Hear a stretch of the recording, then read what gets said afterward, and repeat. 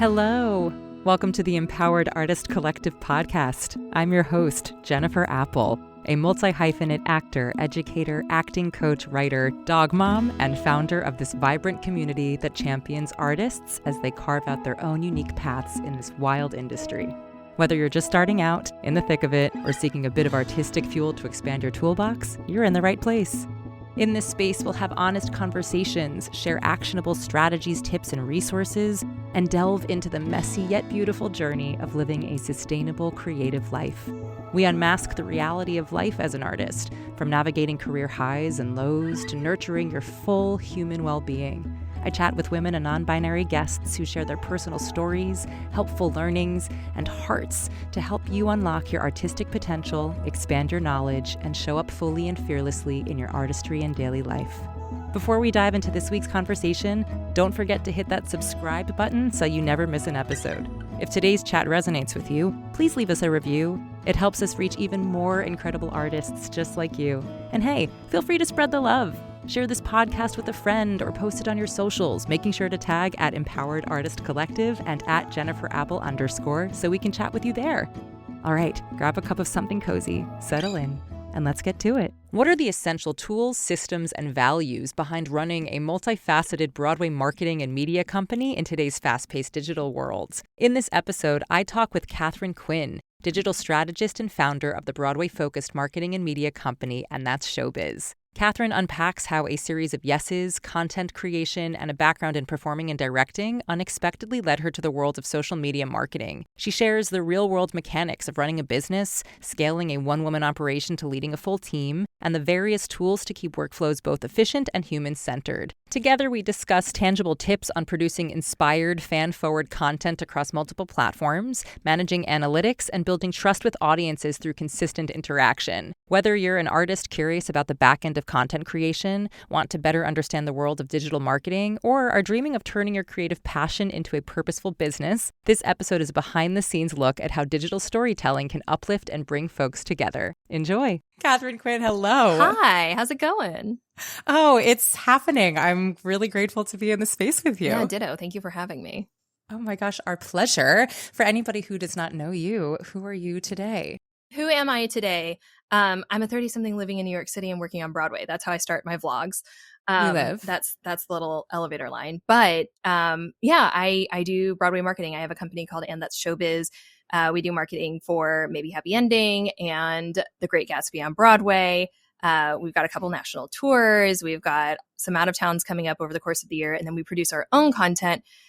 We did 35 episodes of bespoke Broadway media that is intended to, meet 2025 and create content that feels like 2025 content. Yeah. I mean, is there anything that you don't do, I feel, in this world? Math? It's kind of like Science? Same. I'm a really sore loser at games. All games, like board games, or also just if you go out and you play baseball? Oh, I would be humble about losing baseball. I have no gifts when it comes to sports at all. But yeah, board games, card games, Mario Kart. Yeah. Are you the person who's transparent about the sore loser part up front? Oh, yeah. Okay. Oh, I have to be. Yeah. I feel like for competitive folks, and I consider myself one of those as well, it's kind of a misnomer if you don't, because then no one's having fun throughout, as opposed to let's set the expectations from the beginning so that everybody's on the same page. And now we can all play understanding that at some point I'm going to give you a really intense look and or giggle in your face and make you, I hope, not feel bad, but maybe a little. Also, we might be playing this game until I win just once. Correct. Yes. Yeah. It can be very great. So yeah, I like to be upfront about my shortcomings as well. Amazing. Well, it seems like today we're going to highlight all the non-shortcomings, which would be the highlights, but also recognizing that life is not a highlight reel and life is real, and it's life is certainly lifing at the moment given everything. And so I'm curious how you found yourself away from the math and the sciences and you found yourself in the marketing land of Broadway specifically. Yeah, it happened completely by accident. I have a degree in directing. I was a performer for about 10 years. And then I hit a moment where I was like, okay, I'm ready to pursue directing in earnest and choreography. and felt like I was starting to really get some momentum. I was on the Hercules choreography team when it was in the park. I did an SDC fellowship on Tootsie with Dennis Jones, and felt like I was really like starting to like, make some progress, especially in the city. And then the world shut down in 2020. Yep, you may have heard of it. And the pandemic. And I got my master's in arts administration. I started making TikToks about theater and how much I loved it and what I wanted the world to look like when we came back. I was dating a Broadway producer at the time. And so we would have a lot of conversations back and forth about me as sort of kind of a noob, but sort of just like, why don't we do this? And then my partner saying, well, okay, the bureaucracy is set up such that XYZ, and we would have these conversations publicly online. I started making TikToks because I was obsessed with the Bridgerton musical and it happening in real time. Oh my gosh, it was absolutely incredible. But I had 40,000 followers in the span of like 2 weeks. And so I just it was early TikTok days, so it was much easier to do that then. And I just had an audience for the first time of any, and that was never really the intent. I was just a fangirl. Still am a fangirl. And obviously that's not like, people have millions and millions and millions of followers, but it felt like a lot to me. So the world came back. I was a writing assistant on Shucked. I did the reading, then the out of town, then the Broadway production. I was a writing assistant on How to Dance in Ohio.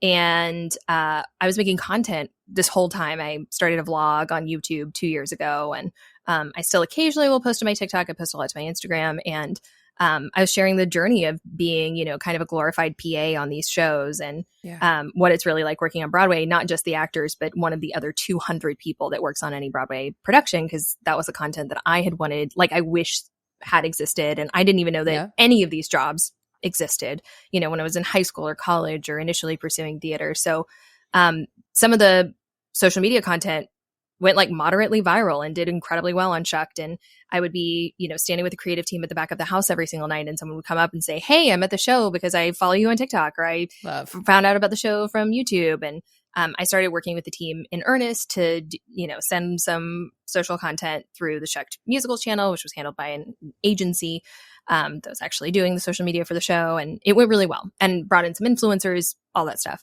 Our music supervisor on Shucked was Jason Howland, who's also a composer. He wrote The Great Gatsby. He took me to lunch that summer and he said, hey, I want you to do what you did on Shucked on my show. I want to pay you out of my own pocket because no one spends money on marketing out of town, but I know how important it is to build an audience out of town. So I'm going to pay for you. I'm going to get it cleared by general management and the producers. We'll give you a title in the room that is nonsense, just so that you can like make relationships with the actors and be in the space, whatever. And I did. And through a very long string of events, eventually got the handles to the show, but first wasn't given the handles to the show. So created And That's Showbiz so that there would be a platform that wasn't just it's Katharine Quinn shilling for Gatsby, but instead like a place for the Gatsby content to go. We had 75,000 followers over the course of our out of town. And then it transferred to Broadway. I was never planning on working in marketing, but they offered me the social media account for Broadway. Wild. And then, 6 months ago, maybe happy ending, I now have a full-time team of 6 people working with me doing this. So it's like, it has been a very fast moving rocket ship. And it was something that didn't even occur to me like 2 years ago. So yeah, it's been wild. Wild. I am here for this story because it's another perfect example of the fact that there is no linear path in this industry in any way, shape, or form, which is like, again, if anybody listens through all the podcast episodes that we've had thus far, that's arguably a huge part of the ethos around the podcast, is to really show how vast the experience opportunity is, and also just the way in which people find themselves in various parts of the industry. It really is the perfect example of like, you had the expertise, you had the experience, you had the relationships, and it's also like continuing to put yourself out there in certain ways and saying yes to the things that felt in alignment, and then those relationships also trusting you and your work in that, and just like it all being kind of this beautiful, perfect storm of saying yes when it felt, I would imagine, right for you. Or it felt crazy to say no. Yeah. So freaking cool. There's so much to unpack. My brain is going 8,000 different places. So I guess to start backwards, how does it feel to manage 6 people? How did you know to do that? And how have you figured out the way to manage it currently? And then I kind of want to veer backwards a little bit. That sounds great. How is it to manage 6 people? It is a ton of work. My team is absolutely incredible. Mm-hmm. I am still learning so much about leadership and management. Yeah. I am a completely imperfect leader. I am learning all day, every day, like as much about Broadway and the bureaucracy as I am about how to run a team effectively and how not to burn out and how to create independence within the team away from me. Because for a while, you know, we're just like, it grew from me and 2 very part-time contractors. And then when it was clear, I was like, I need additional full-time help. I cannot do this by myself. The 2 part-time folks that I literally just like, one I called out of the blue, cold called and was like, hey, do you want to work on Gatsby with me? He's an actor, director, choreographer. His name is Chris Rice. He's brilliant. And, you know, when I was like, I need someone full-time, he was like, I'm not your guy. Like, it's been so fun, but like, that is not my journey. And I knew that. And, you know, what a gift it is to like have worked with him for, you know, 6-9 months and to be like cheerleading him on, he's going to be a papa. Like, there's so many good things happening in his universe. I want the world for him.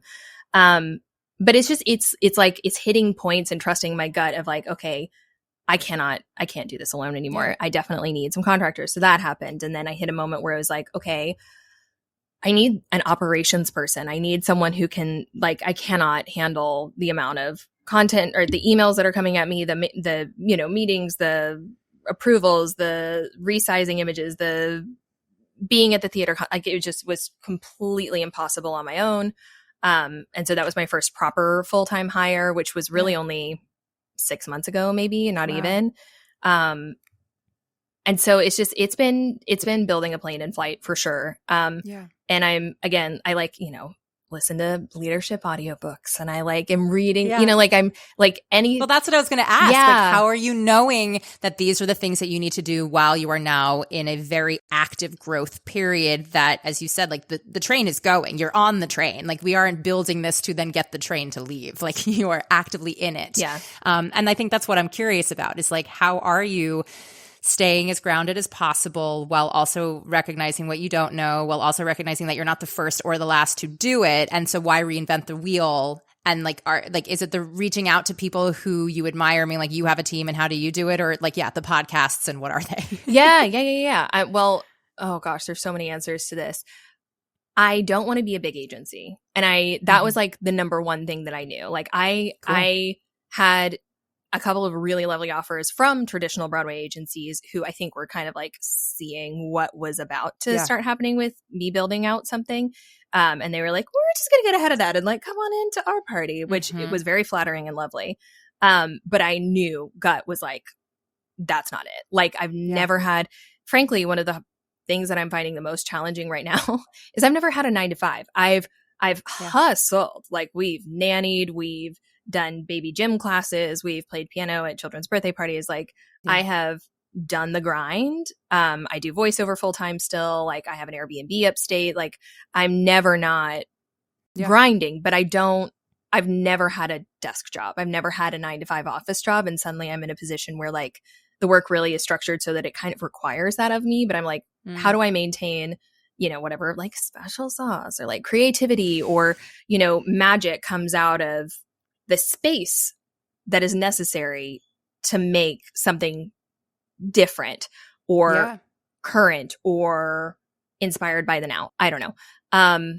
But arguably that's what will be and already has set your agency essentially apart. Like, you are doing it in a different way that isn't the standard 9 to 5, the way that somebody might expect. And I would imagine when somebody's hiring you and your folks, like, that is why they're hiring you, because you are doing it in a different way. Totally. So it's great for you to know that for yourself, like the mission base, the values in alignment, to be like actually clocking within myself, like, this isn't it, this is though. And if you don't know what it is yet or how to make it happen, you still know that that's your guiding light. And also, to your point earlier, there's a reason why the agencies function the way they do, because, and there's a reason why they are so bloated. It's because the tasks are innumerable. It is wild. The amount of, I would say, you know, content creation is this much of what I get to do on a Broadway show, and the emails and the meetings and the approvals and the scheduling and the, you know, trying to treat everyone equitably and think about every holiday that's incoming or every month celebrating or everything, like, that's huge. And so that's why these things happen. So it's how do I continue to think like a creator with a team that I'm trying to make sure like they're also sprinting but not burning out, because I want to protect them too. But they're also doing all the administrative work on each project and helping with all the creative genesis on each project. And I'm still, pursuing new business, and I'm still building out this team. And so it's just, I don't know. I just, YouTube's and Bob Iger's book was great. And, intermittent podcasts on leadership, and my bookshelf that I'm looking at right now has tons and tons. I mean, honestly, to be fair, my arts admin degree, I had to read a bunch of books on leadership that like I probably should revisit, because I found them really meaningful at a time when I was leading no one. And now I'm leading a number of people. So yeah, I should revisit all of that. But the answer is it's been completely unstructured, and me doing my absolute best and just like trying to stay curious and trying to not stop learning and trying to stay inspired. Yeah. I love that you're naming all of that. So thank you. So often, especially given like where you sit in terms of like the visual of it all, like we are content producing the highlights of the things. I think it's really wonderful to hear somebody who's keeping it real about the fact that it isn't always like we're, and that running a business, which is what this is in, a creative space, is hard. And hard. to do so, and to do so in a way that, again, is paving its own path in some way is even harder. And so I just want to give you a lot of props, and also like, not that you need my validation to go breathe, but I also like hope that you're like continuing to, I know you go to like Disneyland and Disney World, like I hope you're continuing to do that a bunch, and I hope that you continue building that out into the future, and just like, yeah, because it's the burnout of it all. It does start from top down, And, I think about it even with this podcast. It's just like it's not nearly in any respect the way that your system Don't works. diminish it.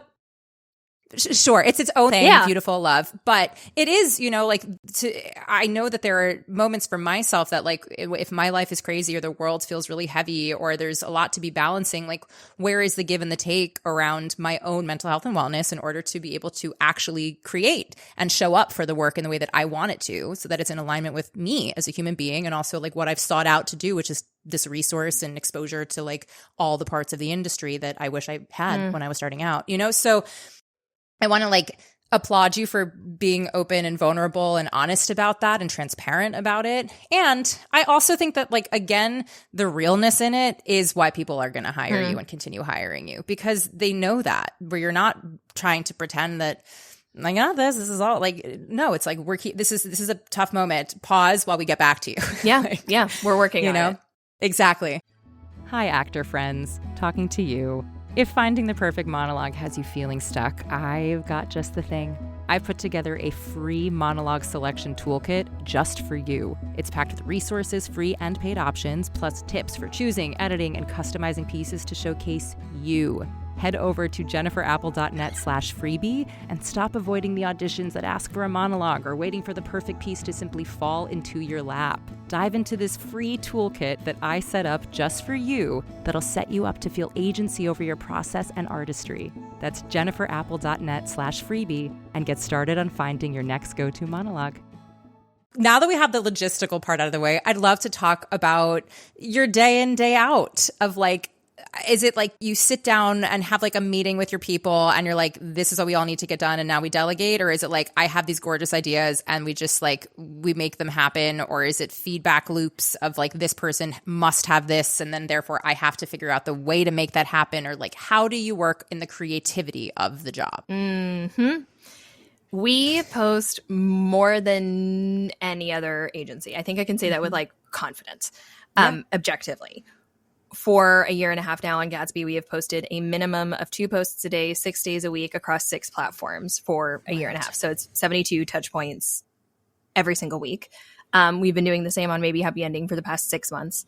And that doesn't include, tours or out of towns or any of the other projects that we have going on. So it is a ton of media. It's so much, which I think is necessary. Like it used to be that it takes 6 times for you to interact with a brand before you like recognized it. Now it's 22. And that's because we're inundated with things all the time. And, a trend might be the thing that connects you with somebody outside of your silo, but you also want to make sure you're doing the fan service, and you also want to make sure, there's all these different considerations for like how the makeup of your content turns out. Plus, some of it is like what's going to push well to paid, what is going to make the producer happy, what is going to make the actors feel really included as a part of this. So it's like all of these different considerations.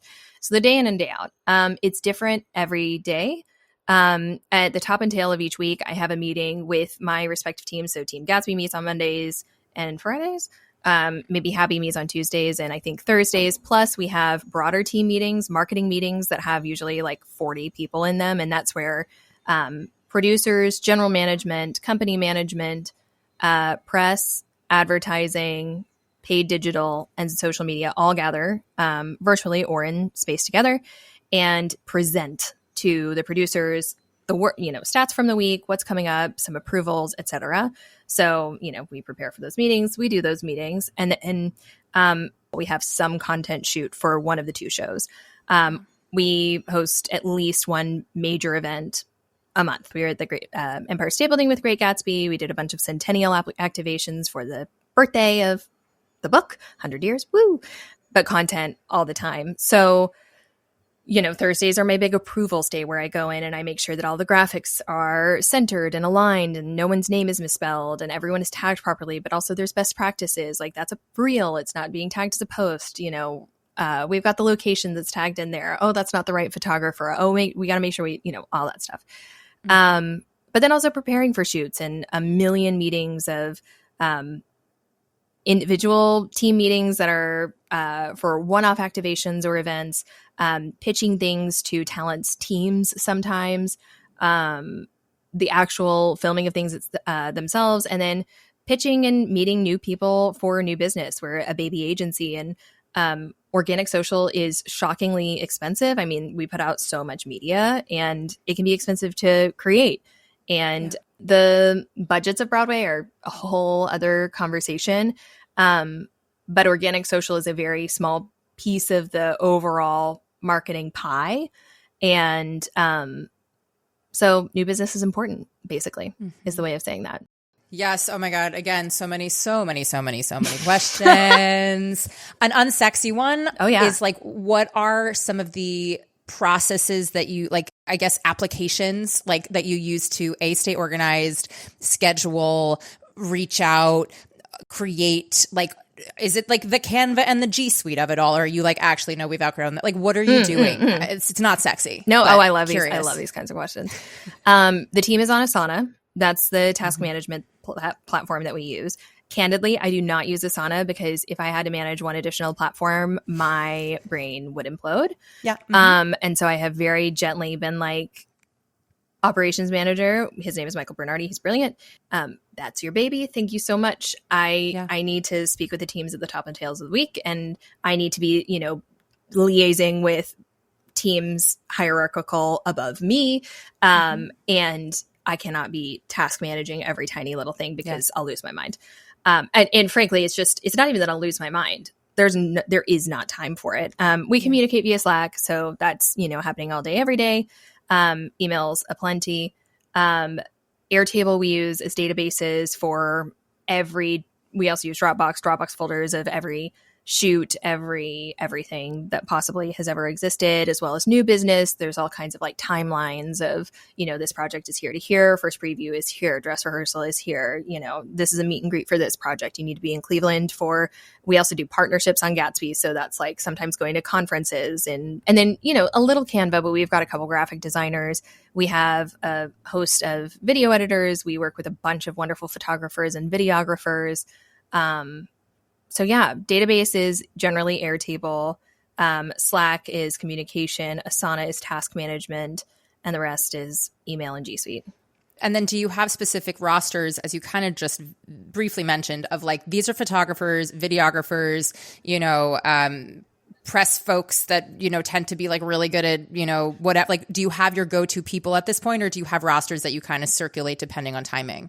We've definitely got our go-to people for sure. And I mean, turnaround in theater is bonkers. Like the expectation is that photographers will have content back to you, photos back to you within like 24 hours. Like they work, they work overnight. It's bananas and it's incredible, but it's crazy. So yeah.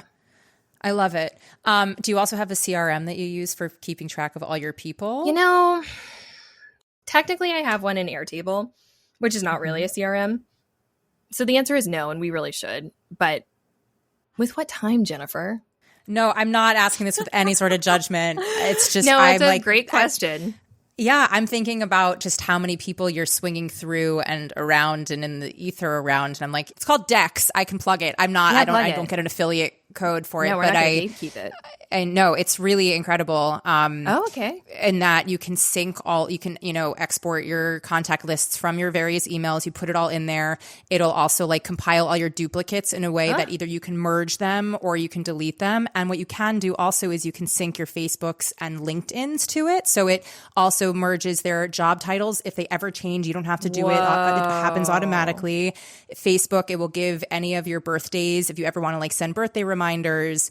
And it'll also, if you are using Gmail specifically, but it'll show every single, if you click their name, it'll show every single one of your email correspondences. So you have it all there. There's note sections. And then you can also tag people so that they're in different categories and they can have multiple tags of like, I know this person is a photographer, but I also was friends with them when I was an actor. And I also, go to brunch every Sunday with this person. D-E-C-K-S? Like you can tag them.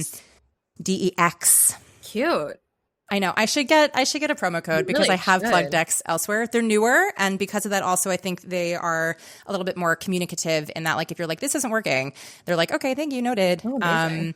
But yeah, thank you. Not that you needed to add something else into the Well, mix, I do. but Unfortunately, it's been on the to-do list forever. So I get it. Cool. The unsexy conversation we're going to put to the side. When it comes to content creation, I guess this is, I would love to analyze this from like obviously within what you all are doing, but also for folks who are listening who are like, okay, I'm into content creating on my own, or I've wanted to get more into it. Social media is hard and it's getting harder with oversaturation and the algorithms keep changing. Like, what and how do you stay on top of the kind of content that needs to be in the ether at the moment? How do you create said content in a way that the audience, or is that continuously evolving? The content creation from an individual, but also obviously from, the branding perspective of like a huge Broadway show. Okay. Leading, evolving, inspiration, and analytics. This was not pre-planned, but those were like my little notes to myself as you were speaking. So sometimes we're, leading and inspiration kind of go hand in hand. Sometimes brilliant ideas occur to a team member, which is always a beautiful thing. Sometimes it's driven by the group marketing meetings and a need that somehow can be actually, maybe if not fully solved by social media, can be helped by social media or enhanced by social media, or a piece of content. I'm working really hard to use each Broadway show as kind of fully its own media production company. Yeah. So that we're producing, the photos that we captured via social ended up in Elle magazine for The Great Gatsby, and right. Full scale events for, it's just like we're building. It's not the nice to have, it's the need to have, it's the growth engine, it's the amplifier. So sometimes, the idea hasn't come from someone else. It's just a team member with inspiration of, usually a combination of, here's a brilliant moment from the show. This is a thing that I think that we should see an activation with influencers, or this is a interview or a weird way into the show that I think that our audience would freak out about. Sometimes, so let's go to analytics. Analytics in two parts. I guess research and analytics. Research.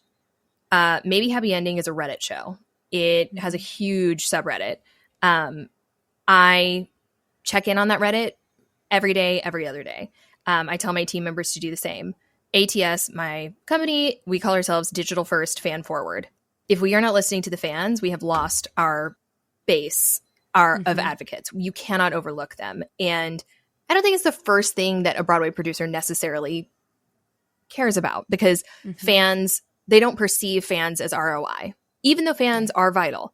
And I think that part of the story that we're trying to tell is they really are. And they contribute to ROI. It might be more of an awareness play than a direct conversion of like, they're a fan of the show and therefore they're buying a ticket. That definitely still happens.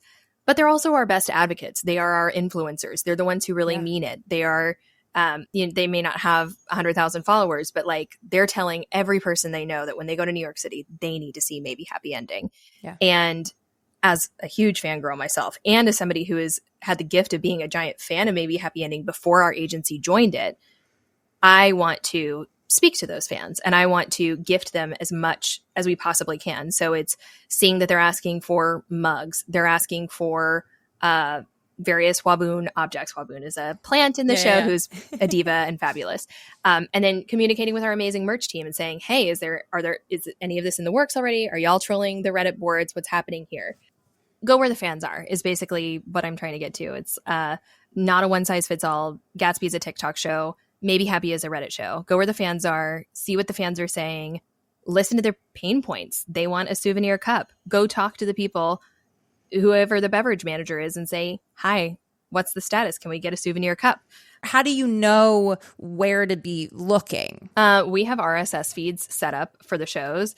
So we get a constant stream of everything that's being populated. And so it's like, okay, well, this board is really active, or this platform is really active. And then for Gatsby, I mean, from early days, I mean, the earliest TikToks that like I did with Jeremy and Eva at New 42 for Paper Mill, Barbie trends, I mean, popped off like everything huge, and TikTok in particular.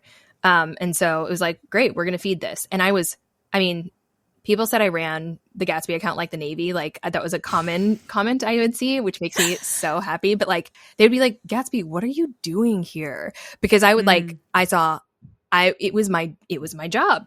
I looked at every post that every human being posted. Wow. I was like trying to figure out what the sentiment was, trying to figure out what narratives are we trying to like squash or amplify, or what's working, and all of it. And just like listening to what people are saying. Wow. And you have time for this, or is there a person now on your team who you are watching content essentially 24/7 to like know what we need to be doing? It's part of the community manager job. They're already in there because they're responding to DMs and comments and doing outreach on other people's, posts. So they're the most boots on the ground, but I am a total Reddit lurker. Never poster, frequent lurker. I posted once because I did a survey. Anyway. But the RSS feed, I mean, I care way too much. I care way, way, way too much. And like the second that I see something pop up that is interesting in the RSS feed, I'll tag a coworker on Slack and be like, hey, we need to have a graphic made of this, or hey, we need to make a video of this, or hey, let's have a conversation or, sidebar about this, or, whatever it may be. Yeah. And then as far as the content itself and the way in which you change with the times or the algorithms, once you know that you have this fan base and where you need to reach the fans and what the fans are asking for, what exactly are you doing for said content? Obviously knowing it could change depending on the needs of the show and the fan base. It's just trying to stay aware of best practices in every change that happens. So like for whatever reason right now, the Maybe Happy feed is square again, but the BOA Gatsby is 4x5. And I'm just like, we're just going to keep doing 4x5 because we were told that is what is incoming for all accounts. And I feel like it was for a while on Maybe Happy Ending, and now it's not anymore.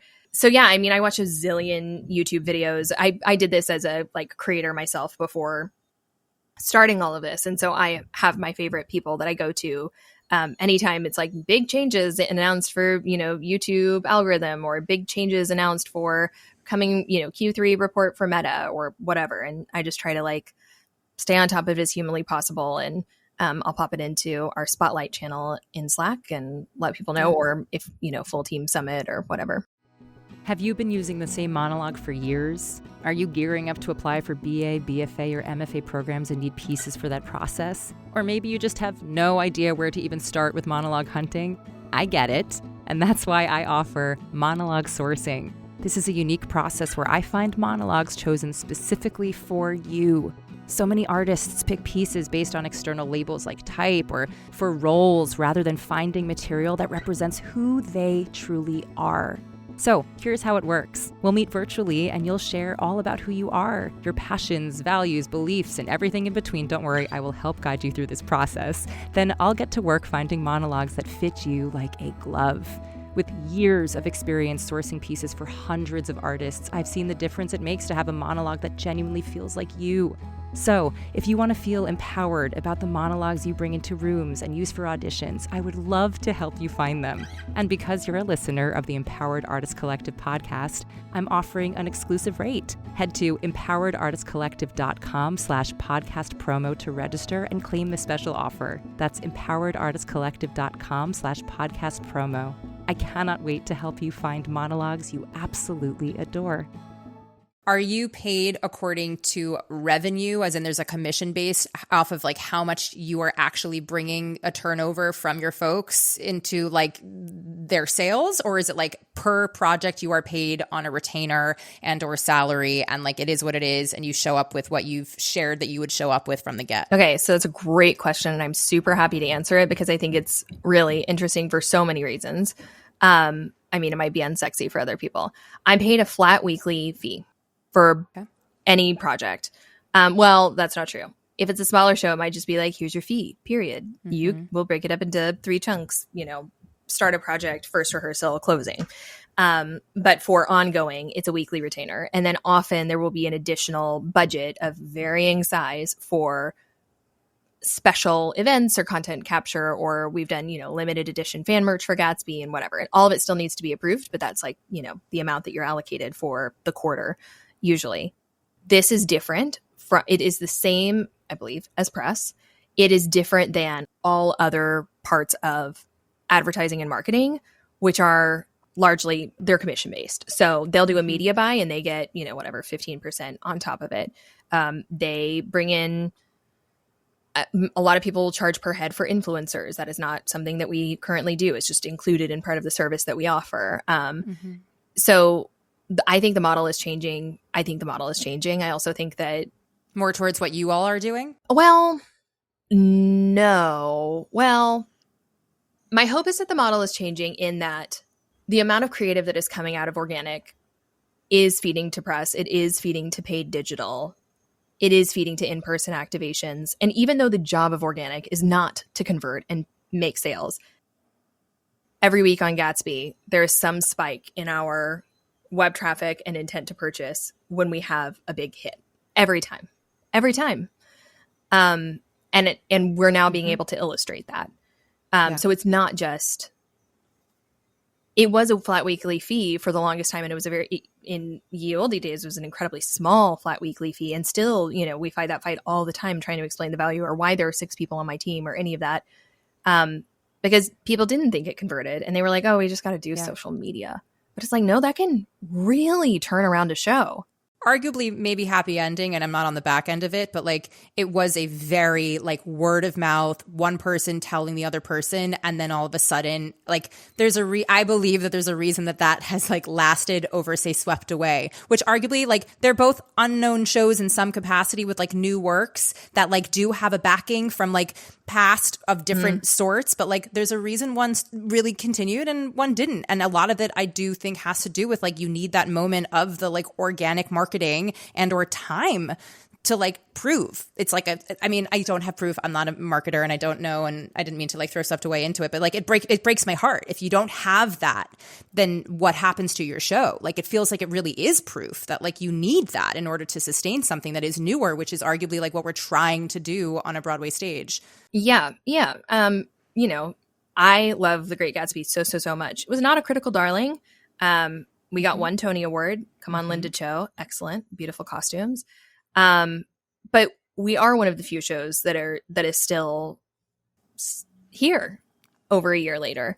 And I do think that it making its way into the zeitgeist a bit 1,000% is a part of that, and it also breaks my heart when shows, I was at a conference, for partnerships, 2 months ago, and the actors that I was with, it was a bunch of the new musicals of the season. And the actors that I were with were like, what is that show? I've never heard of that. And I was like, they start previews in 2 weeks.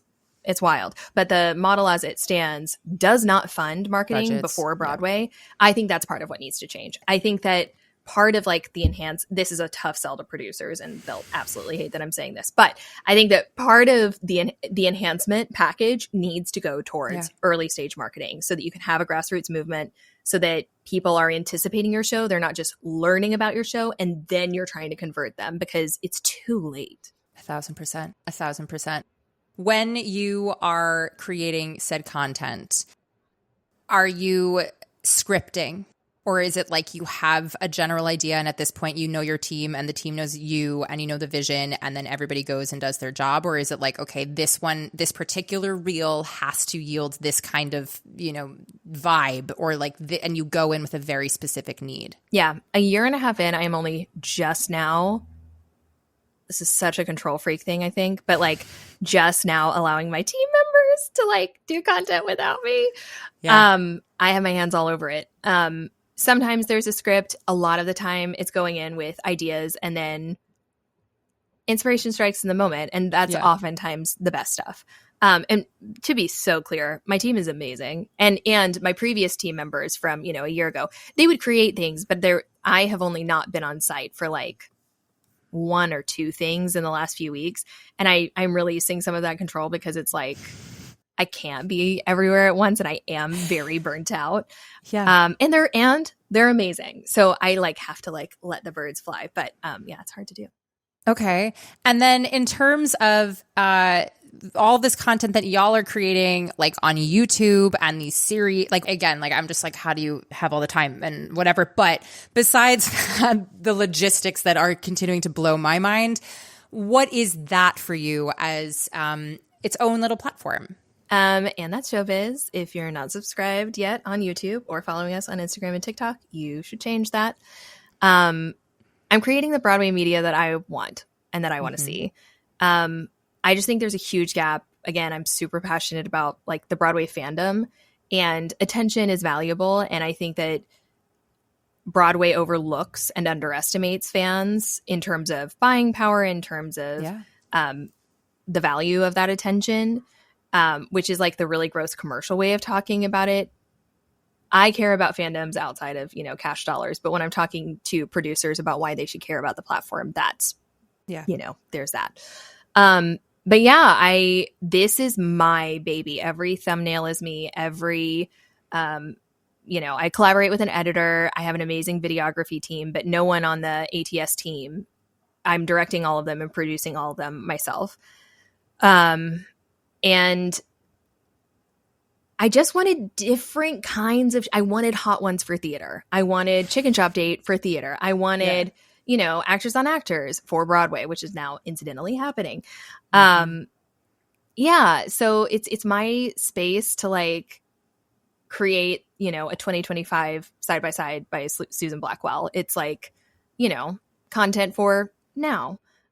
With people that are rising stars, huge stars. And it is my favorite thing in the whole world. I love my clients dearly and I want to keep championing new musicals, but also the freedom to talk about any person on Broadway, any project, or a pre-Broadway project. There's some off-Broadway theaters that I'm talking to you about like commissioned works. I mean, that's the hope, is that moving forward, like, I'll have partnerships with established institutions, or I will do a feature on a specific, Broadway show that maybe I'm not their social media agency, but we do a specific partnership together. So we don't do reviews. We don't do ticket sales. It is just digital media. That is the thing.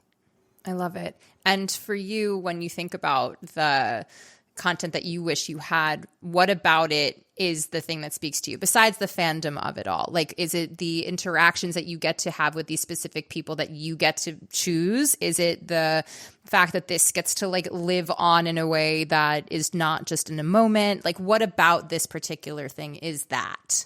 I just think that theater is magical. I really do. And I think that like, I think one of the reasons that I'm like, any semblance of good at my job is because I really am I'm still such a huge fan. And I just like, you're like outside of the fandom and I just can't remove myself from that because my my curiosity stems from I'm a giant fan and I want to know how that set designer came up with that. Like where did Dane Laffrey come up with the maybe happy ending irises and the like it's insane. The fireflies moment. Oh my God, how did he do that? And like how much comes from Michael Arden's brain? How much is from Dane Laffrey's brain? How much is the, stage manager Justin Scribner being like, you can't do that, or being like, okay, wait, but if you time it, Justin knows music and goes by the score. Like it's so the puzzle is so fascinating. So I want to do anatomies of a scene. I want to see actors as human beings because now I have this great gift of like being friends with all these Broadway actors and I want to share their beautiful humanity with others and their artistry. And it's just like, it's like a multifaceted crystal. Like right now we're just seeing the front facade and I want people to see all the different sides and I want a space for that. And someday a community, but that's like a dream down the road.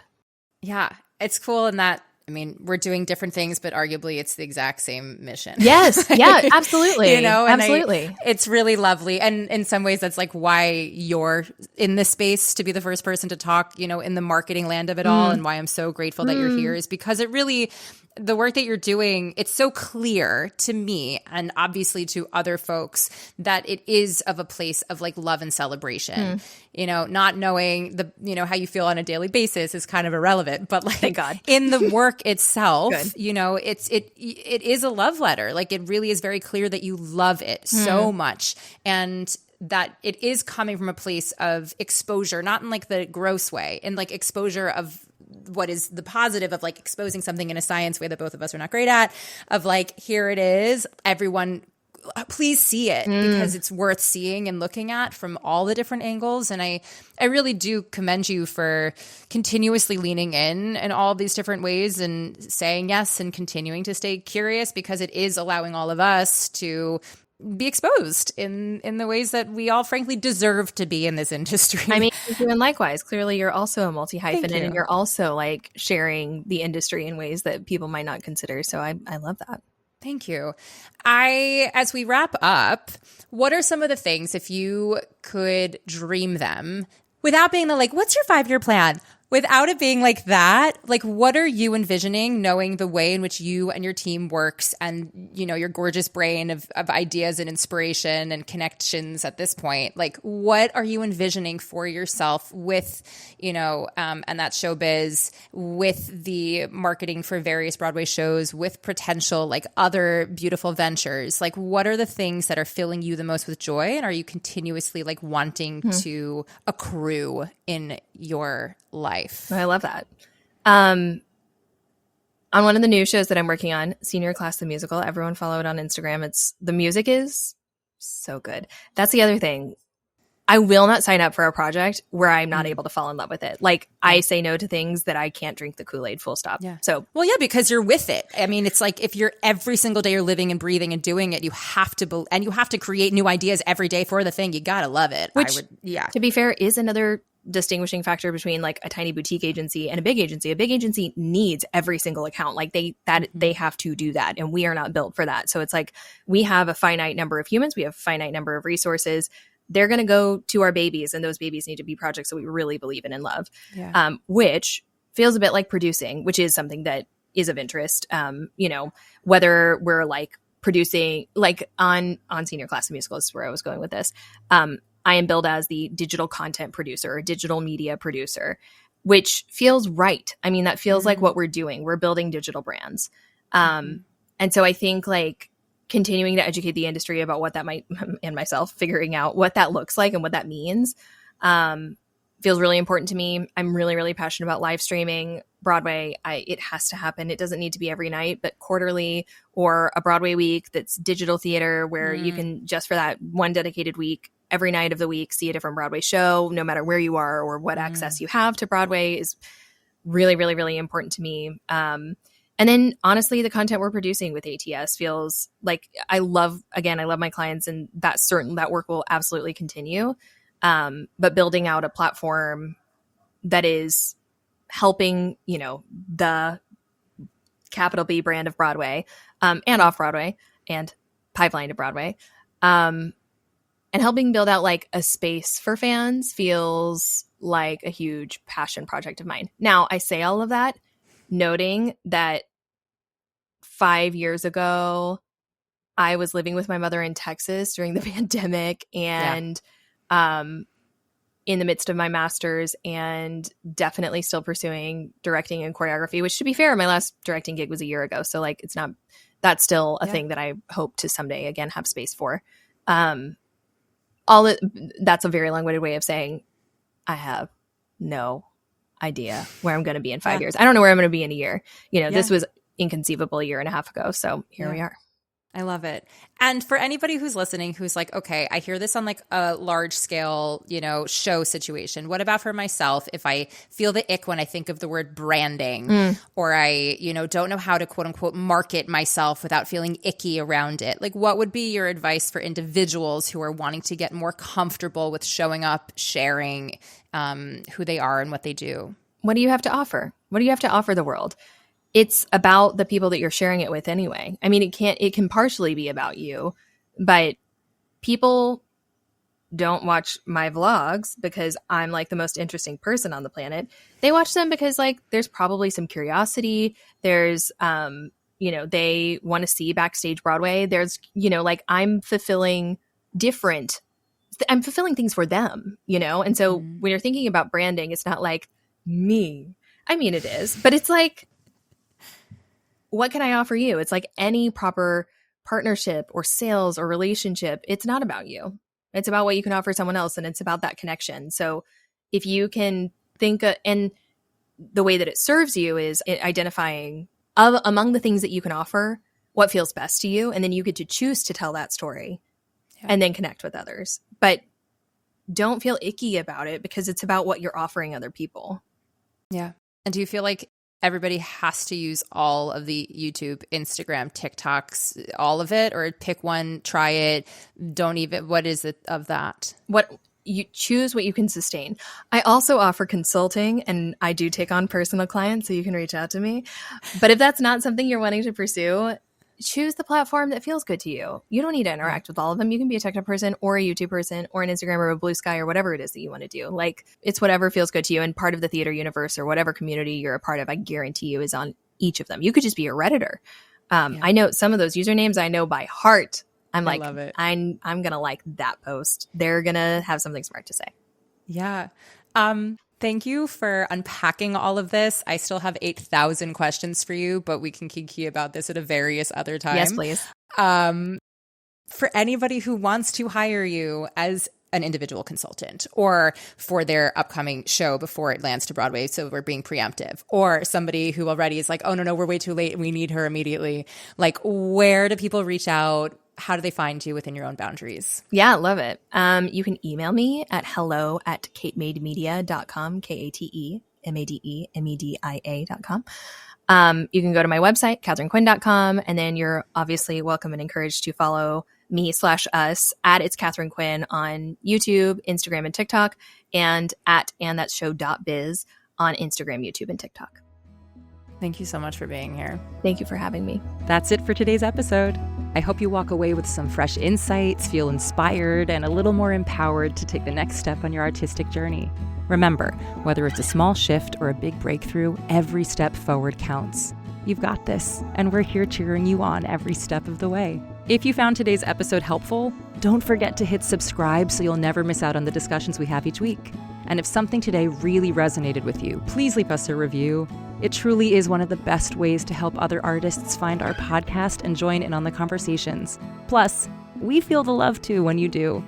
And don't keep all this goodness to yourself. Share this episode with your people or post about it on social media. Be sure to tag at Empowered Artist Collective and at @JenniferApple_ so we can see what's landing for you and keep the conversation going. As always, thank you for being here. Thank you for listening. And thank you for being a part of this incredible community. Keep creating, keep thriving, stay empowered. I'm Jennifer Apple. Until next time.